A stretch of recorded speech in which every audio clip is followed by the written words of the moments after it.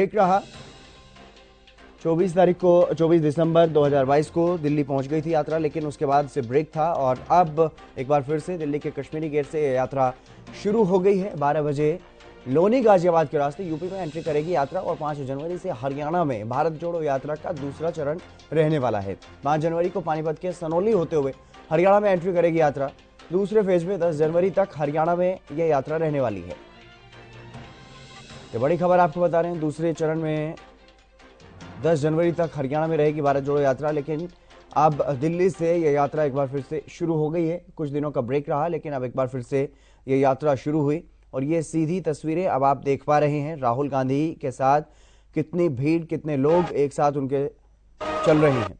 दिल्ली के कश्मीरी गेट से यह यात्रा शुरू हुई और भारत जोड़ो यात्रा कांग्रेस की ये महत्वपूर्ण यात्रा, कांग्रेस पार्टी के जनाधार को मजबूत करने के लिए, कांग्रेस पार्टी के लिए विश्वास बढ़ाने के लिए जनता के बीच जा रहे हैं राहुल गांधी। कन्याकुमारी से कश्मीर तक, श्रीनगर तक यह यात्रा जाने वाली है और भारत जोड़ो यात्रा अब एक बार फिर से शुरू हुई है। 9 दिन का ब्रेक रहा और अब एक बार फिर से दिल्ली के कश्मीरी गेट से यह यात्रा शुरू हो गई। आप देख सकते हैं कितने बड़ी संख्या में पुलिसकर्मी भी उनके साथ चल रहे हैं, उनका सुरक्षा घेरा, क्योंकि सुरक्षा को लेकर के सवाल उठाए गए थे कांग्रेस पार्टी की तरफ से और अब सुरक्षा के भी बंदोबस्त किए गए और हाथों में तिरंगा लेकर के लोग इस यात्रा में चल रहे हैं। कुछ लोगों ने राहुल गांधी का भी झंडा जो है वो पकड़ा हुआ है, जिस झंडे पर राहुल गांधी की फोटो है, तो ज्यादातर लोगों के हाथ में तिरंगे भी दिखाई दे रहे हैं। और ये वो तस्वीरें आप देख पा रही हैं दिल्ली में जब भारत जोड़ो यात्रा आज फिर से शुरू हुई है।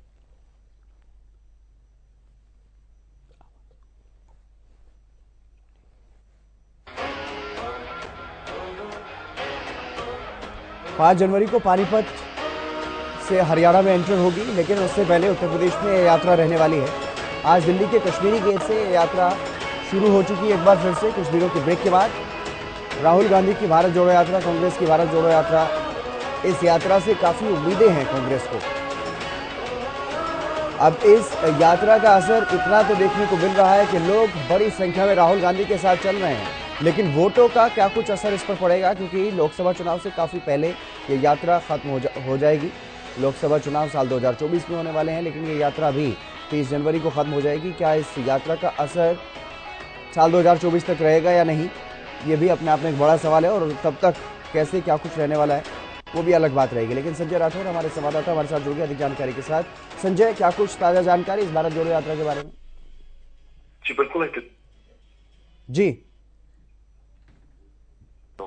कहीं ना कहीं हम बात करें दिल्ली से अब उत्तर प्रदेश में प्रवेश करेगी यात्रा, क्योंकि जिस तरीके से इससे पहले 3 दिवसीय जो 3 दिन के करीब हरियाणा में जो भारत जोड़ो यात्रा रही थी, उसके बाद दिल्ली पड़ा और अब कहीं ना कहीं जिस तरीके से उत्तर प्रदेश में यात्रा प्रवेश करने वाली है और उसके बाद 5 तारीख को एक बार फिर दूसरे फेज की शुरुआत जो हरियाणा में इस यात्रा का होगा, तो ऐसे में कहीं ना कहीं राहुल गांधी की भारत जोड़ो यात्रा है जो काफी लोग इससे जुट रहे हैं और कहीं ना कहीं राजनीतिक गलियारों में कहीं ना कहीं इसकी आलोचना भी की जा रही है। लेकिन वहीं पर कांग्रेस के नेताओं की माने या फिर राहुल गांधी की माने तो कहीं ना कहीं जो भारत है उसको एक धागे में पिरोने का जो काम है वो कांग्रेस पार्टी कर रही है और भारत जोड़ो यात्रा का जो लक्ष्य है वो यही है कि वो तमाम जो भारतवर्ष में जो लोग हैं उनको एकजुट किया जाए और कहीं ना कहीं जो अब देश में कहीं ना कहीं जिस तरीके से जो खामियां उनको दूर किया जाए। और इसी के चलते कहीं ना कहीं हम 2023 और 2024 की बात करें तो ऐसे में कहीं ना कहीं उस चुनाव पर भी ये यात्रा कहीं ना कहीं उसका असर होगा, क्योंकि जिस तरीके से एक बार कांग्रेस ने लगातार देश भर में हम बात करें